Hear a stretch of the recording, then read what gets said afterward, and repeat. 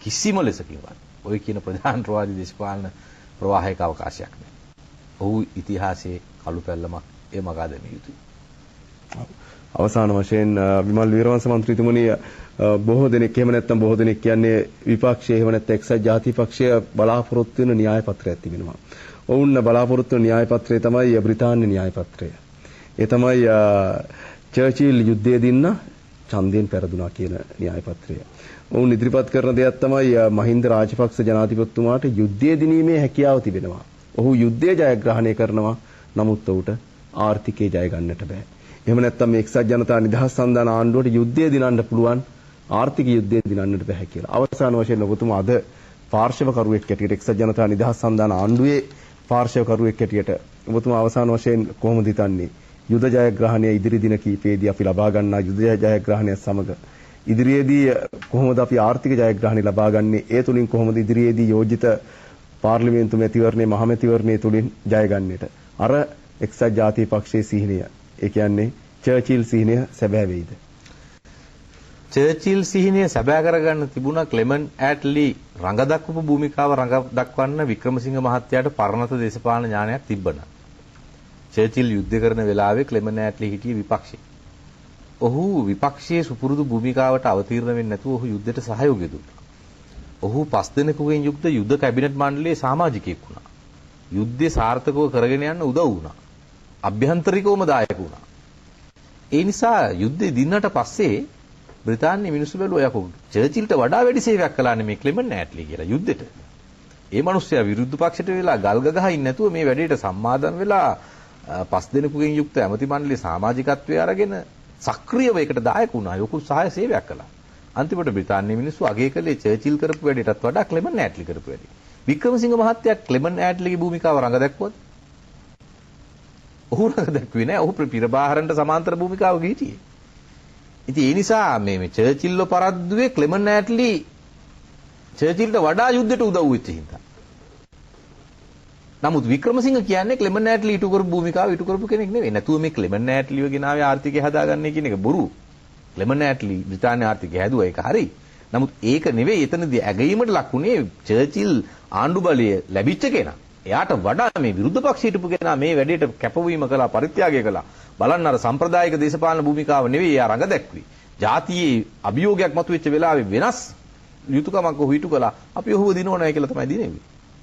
ඉතින් ඒ භූමිකාව නෙවෙයි විපක්ෂ නායකවරයා ඉටු කළේ. ඔහුට ඒ පරණත් මනස තිබුණේ නැහැ.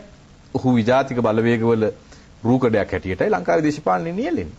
ඉතින් ඒ නිසා කිසි ලෙසකින්වත් ආර්ථිකය ගොඩනගන්න කොහොමද එක්සත් ජාතික පක්ෂයට පුළුවන්? දැන් මෙච්චර කාලයක් මේ ලෝකයේ දෙසා බාපු පුරාජේරු කතාව තමයි කලමනාකරණයේ රාජ්‍යයට නැත ඇත්තේ පෞද්ගලික අංශයට කියලා. දැන් පෞද්ගලික අංශය කඩා වැටෙනවා රජයට කියනවා ඒව බාර ගන්න කියලා. දැන් ලලිත් කොතලාවල මහත්තයා හිරේ. ඒව කඩා වැටෙනවා. දැන් ඒව රජයට බාර ගන්නයි කියලා කියනවා. ඇමරිකාවේ මහා සමාගම් මේ බහුජාතික සමාගම් කඩා වැටෙනවා.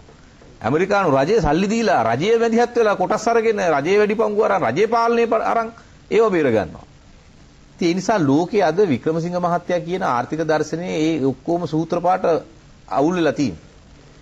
ඔහු රජයේ ආර්ථිකයේ භූමිකාවෙන් ඉවත් කිරීමේ ආර්ථික සූත්‍රය කටපාඩම් කරගත්තු කෙනා. රිගේනින් ශ්‍රී ලංකා කියලා කියන්නේ ඒකට. රජයේ ආර්ථික කාර්යභාරයෙන් ඒ කියන්නේ ආර්ථිකයේ රජයේ භූමිකාව අයින් කරන්න ඕන. පෞද්ගලිකාංශයට දෙන්න. පෞද්ගලිකාංශය අද කඩාගෙන වැටලා. කරන්න බෑ කියලා ඔප්පු කළා. ඒ රජයේ හොරකම් වලට වඩා පෞද්ගලිකාංශයේ හොරකම්. අර දැන් ඔය tempat කරු අර පෙළපාලියන්නේ මොකද්ද මේ ගෝල්ඩ් මේ කොතලාවල මහත්තයාගේ මොකද්ද මුල්‍ය ආයතනයක. ඉතින් ඒවා විශාල වංචා වෙලා. Golden key. ඉතින් මේ සියල්ලෙන් පේනවා මේ වික්‍රමසිංහ මහත්මයාගේ ආර්ථික දර්ශනය දැන් අවලංගුයි. සහ මුලින් අවලංගුයි. ඒක දිහා බලන්නවත් දෙයක් නැහැ. දැන් බලනවා නම් බලන්න තියන්නේ මහින්ද රාජපක්ෂ ජනාධිපතිවරයා ඉදිරිපත් කරලා තියෙන මහින්ද චින්තනයට වඩා ඉදිරියට යන දෙයක් මිසක් එතනින් පස්සට යන දෙයක් නෙවෙයි. වික්‍රමසිංහ මහත්තයාගේ දර්ශනය එතනින් පස්සට යන දෙයක්. මේ රටේ ආර්ථිකයට ඉදිරි ගමනක් ඕන. දැන් මේ උණුසුම් යුද්ධ මේ යන්නේ. උණුසුම් යුද්ධ දිනනවා. උණුසුම් යුද්ධ දින්නට පස්සේ සීතල යුද්ධ එන්න පුළුවන්. ෆෙඩරල් වාදයේ ඔළුව උස්සන්න සීතල යුද්ධ එන්න පුළුවන්. ඒ යුද්ධ පරද්දන්න ඕන. උණුසුම් යුද්ධ දින්න වගේම ඒ සීතල යුද්ධත් පරද්දන්න ඕන. ඊළඟට රටේ ආර්ථිකයේ ගොඩනැගීමේ යුද්ධ එනවා. යහපාලනය ඇති කිරීමේ යුද්ධ එනවා. නාස්තිය වැළැක්වීමේ දූෂණය වැළැක්වීමේ යුද්ධ එනවා. සමාජ සංවර්ධනය ඇති කිරීමේ යුද්ධ එනවා. ඒ යුද්ධ දිනන්න ඕන. ඒ යුද්ධ වලට ඕන කරන සේනාව දැන් තියා මහජන නියෝජිත ආයතන වලට යවන්න ඕන. ඒ යුද්ධ දිනන්න ඕන කරන බලවේග ගොඩනගන්න ඕන. එහෙම කරලා තමයි මේ රට ඉස්සරහට යන්නේ. විපක්ෂ නායක වික්‍රමසිංහ මහතාට කිසි ලෙසකින්වත් ලංකාවේ දේශපාලන ඉදිරි අනාගතයක් නැහැ. මම කියන්නේ හරියටම කරන්නේ මොකද්ද කියලා. වික්‍රමසිංහ මහත්තයා අල්ලන් ඉන්නවා රුවන් විජේවර්ධන මහත්තයා අලුදුවිලි ගසලා එක්සත් ජාතික පක්ෂයේ ඉහළට ගේන්න පුළුවන් වෙලා වෙනකම්. එතකන් කොච්චර පෙරදුනත් වික්‍රමසිංහ මහත්තයා යන්නේ නැහැ. මේ තමයි ඔහුගේ දේශපාලන ඉලක්කය. වික්‍රමසිංහ මහත්තයා දන්නවා ආයි දිනන්නත් බෑ. ඔහු යන්න ගියා ජනාධිපතිවරණ 2005 දිනනට පස්සේ. පරදුනාට පස්සේ. මහින්ද රාජපක්ෂ මහත්තයා දිනනට පස්සේ යන්න ගියා. පවුලේ අය නැවතුවා. නැවතුවේ වෙන මොකටවත් නෙවෙයි. අනුප්‍රාප්තිකයාව එනකන් ඔබ හිටපන්. කොච්චර පෙරදුනත් හිටපන්. එක්සත් ජාතික පක්ෂයේ සුද්ධ වෙලා ගියත් හිටපන්. විජේවර්ධන රුවන් විජේවර්ධන අනුප්‍රාප්තිකයාව ක්‍රමයෙන් එනවා. වික්‍රමසිංහ මහතා එක්සත් ජාතික පක්ෂය පොළොවට පස් වුණත් ඔහු අලුදුහුවිලි ගසා නැගී සිට පැමිණෙන තෙක් සිටිනවා. කිරුළ දෙස විවාලන සජිත් ප්‍රේමදාසටත් හඟුරන් කෙතට වී රජවීමේ සීනේ දකින එස්.පී. දිසානායකටත් තවත් ඒ සීන දකින ගොඩක් අය ඉන්නවා. ඒ සියලු දෙනාටමත් කොකා පෙන්වලා වික්‍රමසිංහ මහතා ඔහුගේ පෞල් ගහේ ඊළඟ අනුප්‍රාප්තික යනකම් අල්ලන් ඉන්නවා. ඒ ඇරෙන ඔහුට දේශපාලන ඉදිරි ගමනක් නැහැ. වෙන මොකුත් නැහැ. පිරපාහරණු දේශපාලනයෙන් අවසානයේ උරුම අවසానයි වික්‍රමසිංහ මහතාත් ලංකාවේ දේශපාලනයේ ඔහුගේ පරිච්ඡේදය අවසానයි. ඉතාමත් කෙටියෙන් කියනවා ඔබතුමා මේ සියලු කරුණු කාරණාත් එක්ක ඔබතුමා කියන්නේ රටේ ජනතාවට රටේ ඉදිරි අනාගතයේ සුබදායි කියලාද? නිසක වශයෙන් අපි හිටියට වඩා හොඳ තැනකට අද ඇවිල්ලා තියෙනවා. මෙතනින් තවත් හොඳ තැනකට යන්න ඕන. මෙතනත් පල්ලු වෙවි ඉන්න බෑ. මෙතනින් තව ඉස්සරහට යන්න ඕන. යන්න පුළුවන්. යා යුතුයි. යා හැකි. යන්න ඕන. ඒතර ඉදිරියට මිසක් ආපස්සට ගමනක් නෑ. බෙහෙවින් ස්තුතිවන්ත වෙනවා විමල් වීරවංශ මන්ත්‍රීතුමනි, ඒ වගේම ජාතික නිදහස් පෙරමුණේ නායක විමල් වීරවංශ නායකතුමනි, ඔබතුමාට බෙහෙවින් ස්තුතියි තුලාව දේශපාලන සංවාදයේ සමගින් එකතු වීම පිළිබඳව. විශේෂයෙන්ම ඔබතුමා මා දන්නා පරිදි ඊයේ සවස තමයි රෝහලෙන් නික්ම වෙලා ගියේ ශල්‍ය කර්මයකට පවා භාජනය වෙලා. මේ කෙටි දැනුම් දීමකින් තුලාව දේශපාලන සංවාදයේ සමග එකතු වීම පිළිබඳව ඔබ නැවත නැවතත් විමල් වීරවංශ මහතාට ස්තුතිවන්ත වෙනවා තුලාව සමස්ත ප්‍රේක්ෂකයන් වෙනුවෙන්.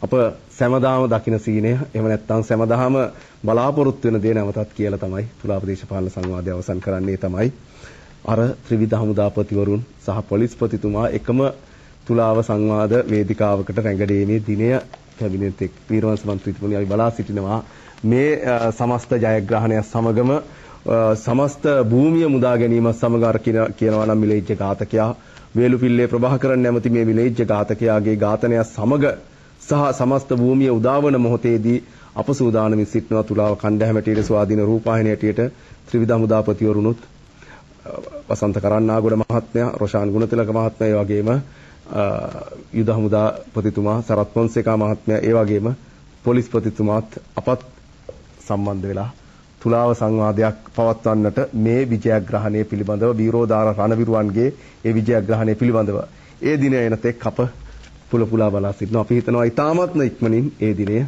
අපට උදා වෙයි කියලා. අපි නැවතත් බෙහෙවින්ම ස්තුතිවන්ත වෙනවා වීරෝදාර රණවිරුවන්ට නොනිදා පහන් කරන එහෙම නැත්නම් මේ සමස්ත භූමියම මුදා ගන්නට තමන්ගේ ලේ දහඩිය කඳුල එක් කරලා තියෙන මේ වීරෝදාර රණවිරුවන්ගේ ධෛර්ය යෝධ ශක්තිය ලැබේවායි කියලා ප්‍රාර්ථනා කරමින් ඔබ සියලු දෙනාටම සාමයෙන් පිරි සුවදායි සතියක් ප්‍රාර්ථනා කරමින් ලබන සතියේ බ්‍රහස්පතින්දා සුපුරුදු පරිදි රාත්‍රී 10:10ට හමු වන තෙක් ඔබ සියලු දෙනාටම සුවදායි සතියක් ප්‍රාර්ථනා කරමින් තුලාව දේශපාලන සංවාදයෙන් සමුගන්නවා.